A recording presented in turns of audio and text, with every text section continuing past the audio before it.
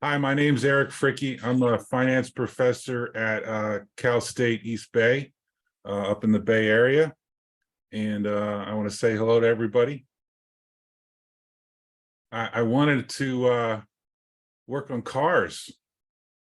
So I went to school to be an engineer, and it's not easy. A lot of chemistry, physics, that kind of stuff. And I did become an engineer, but then I ended up working for a chemical company in Vernon, California, of all places. Well, I started as an engineer, but in the back of my mind, I was always thinking, I'd love to go on the business side. And my experience as an engineer kind of solidified that, because I saw how a lot of the decisions in companies are made on the business side, not necessarily by the people designing the products. And I thought I'd like to be a part of that. So I went and got a business degree, and I focused on finance and marketing. And then I worked for a company that makes all kinds of stuff. And I thoroughly enjoyed that. And then I don't know what explained my decision to get to be a finance professor. I'm still trying to work on that one, but sometimes you just feel the urge to move on, and I thought it wouldn't be that hard to get a PhD and become a finance professor, and it looked like it was a pretty good career, and so I'm happy about it now. But boy, it was a hard process. It was a lot of work, but it's worth it now.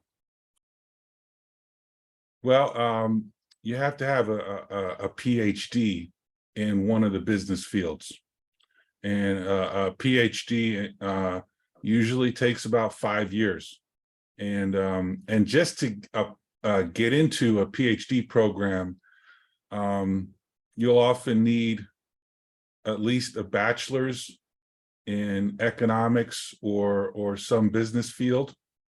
And then a lot of people have a master's as well, but it's not always necessary. Sure. Well, being a professor is kind of like being an entrepreneur in some ways. You wouldn't think that, right? You think it's just whatever 8 to 6 teaching, but it's a little different, because as a professor, we have to do 3 main things. We have to do some teaching. We have to do some researching, and we also have to provide administration for the university.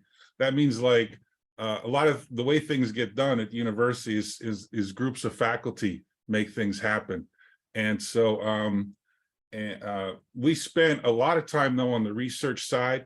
And that's where you think of a problem and you just spend lots of time on it. And the thing with that I found is it takes so much concentration that once you start, you could like go through the night working on a problem, working on the computer. And so I'll be honest with you, the hours are a little erratic, and sometimes you'll pull some all-nighters. And so for someone that wants to just do 8 to 5 and forget about their work, probably PhD professor is probably not the way to go. What I've seen happen just in the last couple of years is there's a lot of certification exams that a lot of fields in business have. Let me give you an example. If you want to be an accountant, right, there's the CPA exam that's very popular, Certified Public Accountant. And in finance, we have some exams as well. We have something called a CFA exam, Chartered Financial Analyst. And for people that want to like help manage money for people, that's a popular exam. But there's also some other exams, like one this is my first semester. I'm teaching a class. We're integrating the content from something called the SIE exam, Securities Industry Essentials or exam. I'm not sure, to be honest with you, but a lot of people who want to work in the financial field, they'll work for these big banks. You may have heard, Morgan Stanley, JP Morgan Chase and stuff. And a lot of people in those banks and investment funds, they have to get certifications even from like regulatory authorities that make sure, you know, everyone's doing what they're supposed to do. The SIE exam is something you can take before you get a job, and it helps you kind of get your foot in the door, sorry, to, you know, help get an interview and look for those jobs. So that's something I've seen that's common. And I think I'm working with a lot of our finance students to try and pass that exam before they send out their resumes looking for a job. I love working with students, especially ones that, you know, that care and really want to learn, and the excitement about, you know, hey, this is something I would really want to learn about. What can I do? And being involved in that transformation of, you know, wide-eyed, what's all this about, to, hey, I'm going to go get that, and then hearing from, you know, alumni who've got, you know, happy, successful careers down the road. I think that's a lot of fun. And getting a paper published is a lot of fun for me, because that's some of the hardest stuff. What's the worst thing? Well, you know, with a lot of organizations, sometimes the people part is kind of hard. So working with other people to get stuff done in the administrative side, that's sometimes the most frustrating. And, you know, that's everywhere. I think in the long term, it's as good as the overall economy from what I've seen, because at least in my specific field, more and more people need the help of a financial advisor to help figure out their lives. Because a lot of people, it's kind of like taxes. You have a few people that want to do their own taxes, but then you have a lot of people who just don't want to hear about it and just like tell someone to go handle it for them. And you have people like that with the finances as well. And so there's a lot of opportunity for people who kind of want to be that financial advisor to help people figure out their financial lives. Because, you know, if you make some big mistakes, it can really mess up your life and make things harder. It's not the end all and be all, but it makes life a little bit more enjoyable if you don't have that stress. So I think it's pretty good for financial advisors. And for what I've seen, the other business fields, in comparison to other areas, I think it's pretty good. So it kind of grows with the economy, basically. Well, I think one is you kind of see a trail of experiences that make sense for what the person says they want to do or be. So if the person says that they want to be a financial advisor, but then they spent most of their time doing things that have nothing to do with financial advisory, you kind of have to wonder, you know, is their heart really in it? Right? So if you know you want to do something, then you should start taking those steps now to make it look like your resume kind of tells a story, how you've been preparing yourself for that. And I know that's not easy, because it takes time. A lot of people don't know what they want to be when they grow up, but you can at least start like exploring different avenues of what your top choices might be. So you kind of have a story to tell about yourself that makes your story make sense to people who want to hire you or work with you. You know, a lot of the skills I think can be taught for a lot of companies, but you know, the ability to have an interview and talk to someone about, you know, what makes you perhaps different or able to do something, to do a job. I think that's pretty important. It's not always easy, you know, depending on your personality, being able to communicate yourself like that, and it takes practice. So practicing the things like communication skills is probably a big thing, and it'll help you move forward, because you know, you still have to work with people. Even with all this online work that exists now, you still have to work with people, even if it's an online environment. So I'd probably put that as the skills that are probably most important. Well, I would not have believed if someone told me you're going to be an academic professor. I wouldn't have believed them. I thought I had enough of school, but I ended up getting all these degrees. So I probably wouldn't have believed them. I guess I would have started studying harder sooner.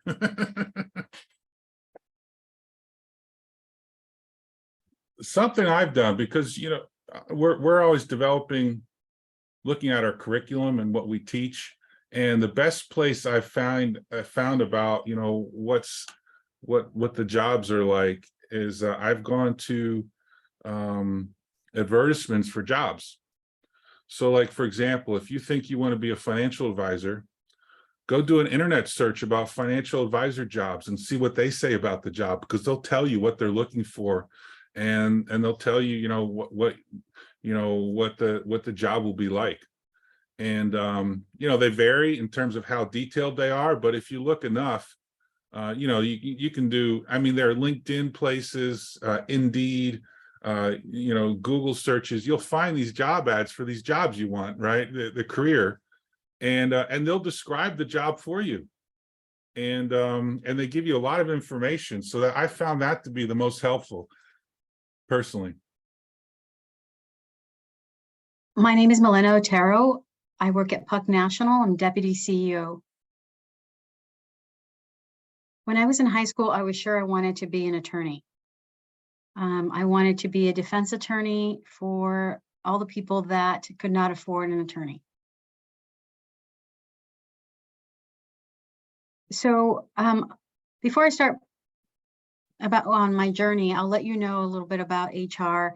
HR stands for Human Resources, and Human Resources is a department and organization that handles and works with the humans, with the talent working in the organization. Many places now it's called talent management, because it's all about the talent, the people who are working for the organization. So in Human Resources, we hire, we interview, we implement processes, because there's a lot of process and procedures for the law. We administer benefits, retirement, anything that has to do with working environment in the organization, from the beginning all the way to when the employee decides to leave or retires. So that's a little bit about what Human Resources does. There's a lot of different branches in it, as I mentioned, from onboarding to benefits, retirement. Even when they're having problems, we are a source for them to help them through it and make sure that they have a pleasant working environment. When I was in college, I was working as a customer service representative for Sparklets Water, and they were building a call center, and they needed people to interview. So I started that's where my HR journey started. The organization needed to hire people, so they asked me to take a training class on how to hire people. And so I started interviewing them, hiring them, and also training them. And that really developed an interest for me. I had already decided that I was in college and decided that I did not want to pursue the attorney route because it was too long of a route. But I really like this HR thing. And so I started looking into it. I continued to, I finished college. I did not get a degree in HR because I was almost done. I did get a degree in Spanish because I thought I was going to teach and translate. But my interest in HR grew so great that I took some certification courses and went to a staffing agency where I managed the branch and had all levels of HR.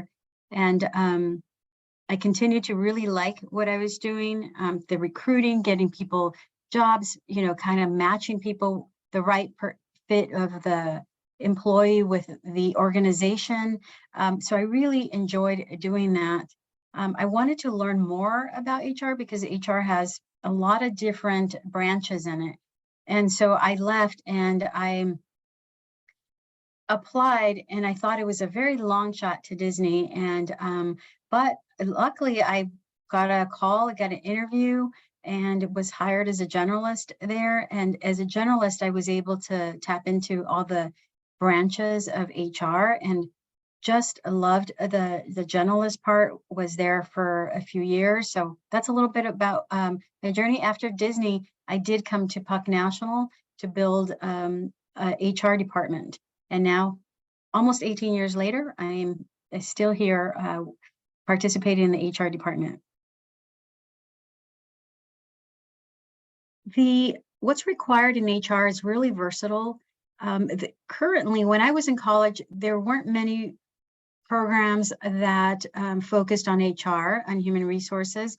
I went to Cal State LA. Cal State LA now does have a great HR program, and it teaches the different branches of HR. A lot of the master's programs now have human resources.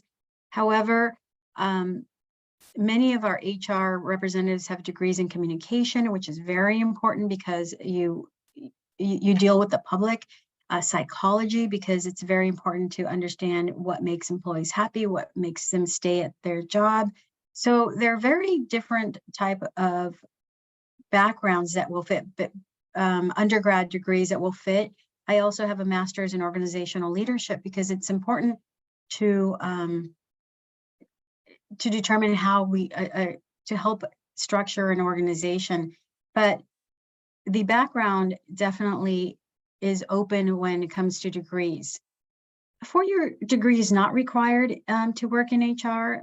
Many people can learn what it takes to be in HR. I do think HR certification courses are very beneficial. So for somebody who maybe doesn't have a degree and wants to explore HR, there are a lot of HR certification courses that take anywhere from a year, maybe 6 months to a year. Some are even like fast paced and they'll take like 3 months. So I do believe that background is important. So a certification course would be very valuable for someone who wanted to pursue a job in HR. My typical day can range from a normal 8-hour day to maybe a 10 and 12-hour day, depending on what we're doing. There are times when there's busy seasons, depending on the organization you work for, but busy season can mean, time that you're recruiting. For example, if you work in an amusement park, summertime is a time that you're really gearing up to work in the amusement park. For us here at PUC National, during the summer is a really busy time for us because we're hiring for the next school year, we're closing out the year, and we're preparing for the new year. So a typical day consists of working on things that are due, such as benefits enrollment that is coming up, or planning of a new hire orientation. But there are a lot of different things that jump up that we weren't expecting. Let's just say an employee got sick and we need to help them and walk them through their benefits, walk them through a leave of absence. Somebody else got hurt at the school site. We need to take care of it right away. So there are the day is never the same. So that's one of the things that I love the most about HR. It's never the same. And you will come with your scheduled to-do list, but always count that something else will happen that is not on your to-do list that you're going to have to address. So I have to say that HR is very interesting. There'll never be 2 days the same.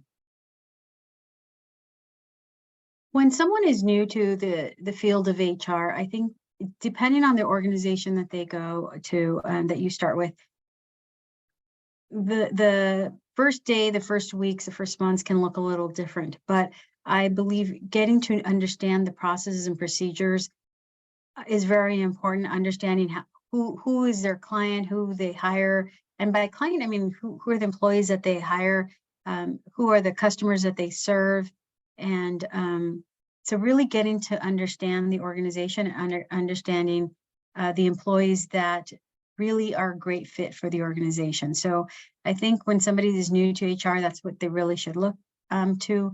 And they can expect that their first weeks will be understanding the systems that they use and the processes that they use to onboard, to keep track of employees. So it's just familiarizing themselves with the systems and who brings who is the right fit for that organization. The best part of my job, there are a lot of great things about my job, and this is why I've been in it for so long. I've been working in HR for about 25 years. And there are so many great things about HR, like meeting people, being able to interview people. And so you get to meet people, but then you call them and you give them the great news that they have a job, and also promoting people when you give them, helping them grow in the organization, setting up processes that will help them grow in the organization, doing compensation searches so that they make sure that they're paid appropriately and according to market. So there's a lot of fun things as part of HR. I think if I had to boil down to one thing, it's just the communication and interaction that we have an opportunity in our role to have with people, with various types of people, from the entry-level position to the highest level, and everything in between. So that is a great feeling about my position. We also provide benefits so that when people are sick, we look into the benefits. And so that helps take out the stress when somebody's sick. The worst part, I would say, if there's a bad part, is when we have to lay off people. Sometimes it's beyond the organization's circumstances, and I've had to experience where the organization had to downsize, and there have been people there who've been 20, 30 years, and we have to lay them off. So that is one of the hardest things that I've experienced in HR. But I think if we do it with care, empathy, that it will be a lot easier for the employee and for ourselves who are giving the message. I think that the other thing that I don't like is when we have to terminate people because they've broken a policy or something hasn't gone right. But again, I think that people make mistakes, and if we as HR help them through those mistakes, like, look, you made a mistake, you stole from our store, but I hope you learned that it wasn't worth it, and now you lost your job, and I wish you the best of luck in the next journey. So I think HR people should always remember to be empathetic and remember that we are called human resources, which means that, to me, always remember the human touch when we do everything from the fun things like offering a job to the not so fun things like terminating somebody. We always should do it with empathy and care and with the employee in mind. When I think about the projected growth in the HR industry, I think my projection that it's going to grow. It's important for those in the HR department to really show their value, to the CEOs, to the organizations, to the employees. We will always need people to hire people to process. People can say, well, a machine can do it, a computer can do it. Yes, that is correct. But we need the human interaction to determine if this person is a right fit for the organization. We need the human interaction when an employee is going through some personal situation where they need some guidance.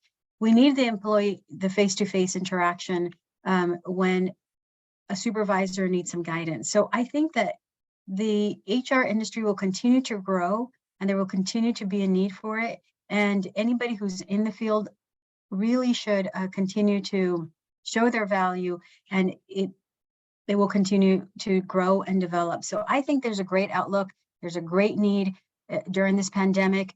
There was a great need for HR. The one thing I will say that HR, anybody who's in HR has to be very resilient, because we are taking care of others, and sometimes it's difficult to stop and take care of ourselves. Doesn't mean that we should not. We definitely should, because that's how we can keep going. But going back to the outlook, I think that there is a great outlook for HR professionals out there, and it is a great field to get into. It's very interchangeable too. You can go. I've been in the staffing agency, education. I'm in education now. I was at Disney, which is entertainment. You can go to banking. You can go to just a whole variety of nonprofits. Pretty much every industry that we can think of has an HR department. And so I think it's great if you love, anything like, say, video games. You could be HR in a video game organization. If you really always wanted to know more about real estate, there can be, you can go into HR and tap into all the different industries and be part of that industry that you're interested in when you're an HR representative. So when we are hiring, when I particularly am interviewing an HR representative, there are a couple of things I'm looking for. Sometimes if I'm looking for an HR assistant, which is an entry level, the things that I'm looking for is somebody who has perseverance, resourceful. An entry-level person might not know anything about HR. You know, maybe they took a couple certificate programs, but there's not a lot of things that they know. So what I look for somebody who is willing to look for the answer. There's a lot of research that we have to do with laws, such as like, what is minimum wage in New York? So we have to go and research it. The great thing now is that we have the great internet, and so we research it. I look for somebody who wants to bring new ideas, who wants to learn and then add their take on it. I look for somebody who's willing to take feedback, because, you know, for us, we're all growing. Every day we grow and everybody needs some feedback. So I'm always looking for someone that is going to be open to feedback and not offended or defensive about feedback. Feedback helps us grow. It's kind of like fuel for a car. It helps us keep growing. And the other thing, I look for somebody who has great communication skills, not fearful of speaking to people, who can be empathetic and understanding, and also great written skills, because we do communicate a lot via email. So writing skills are definitely important, and communicating skills are important. Communication skills are important. We speak to a lot of employees, but we also we provide a lot of trainings and presentations. So I know sometimes it's fearful for people to do it, but once you get used to it, it all gets better and easier. So I don't need necessarily somebody who has a lot of experience unless I'm looking for a higher level, but I'm always willing to train and somebody who's willing to learn. So I think if anybody is interested in the HR role, do your homework on what it takes to do HR, you know, for that company. I mean, understand what that company is about, and be open to learning, to finding out the answer. Don't wait for people to tell you, this is how, you know, this is how you're going to do it. Step 1, 2, 3.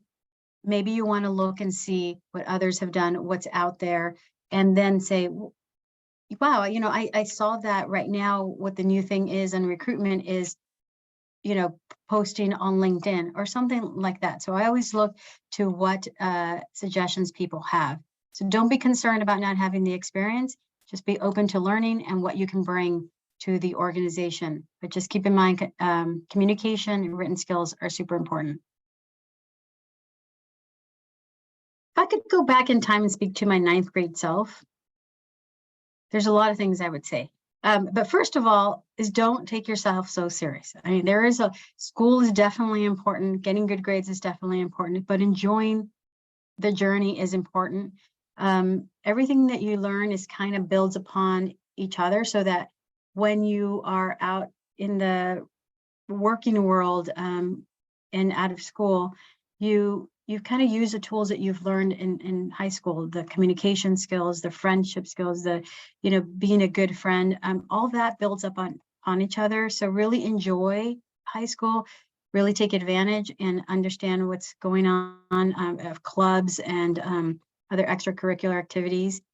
And the other thing I would say is you don't need to know necessarily what you want to do. I wanted to be an attorney, then I wanted to be a teacher, and now I'm an HR professional and I love it. So go through your journey, learn, be open, be exposed to different things. But it's okay in 9th grade if you don't know what you want to do.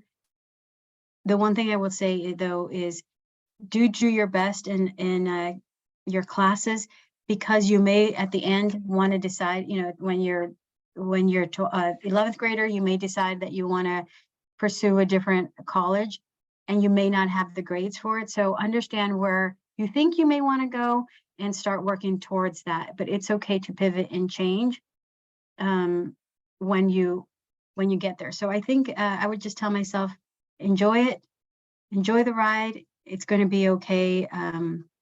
But we definitely have to put the hard work. Nothing comes to us without some hard work. I'd like to, for any of you who might be interested in joining the HR field or just looking into it, I encourage you to look at different companies that maybe you're interested. Like I was always interested in Disney, and go into their HR section, look in to see what jobs there are, look to see what their job descriptions, what they're asking for in the job descriptions, and also go into look at, there's two organizations that have student chapters, and they're called PIRA, Professionals in Human Resources Association, and that's a local one here in California, and they have a student chapter, as I mentioned, and you can attend different workshops and seminars at a student rate. It's usually, sometimes it's even free many times for students. So you could really get exposed to it and understand if this is really something that you'd be interested in. The other one is a national organization. It's SHRM, SHRM.org. And those are for professionals in human resources too, but it offers, again, other work that are national. Think about an HR webinar. For me, that excites me. And if that really, if you keep watching a couple of them and it really excites you, then you know that you're on the right track. But definitely attend some of these meetings and talk to people who are in it in different industries, who are in HR in the industry that you want to get into.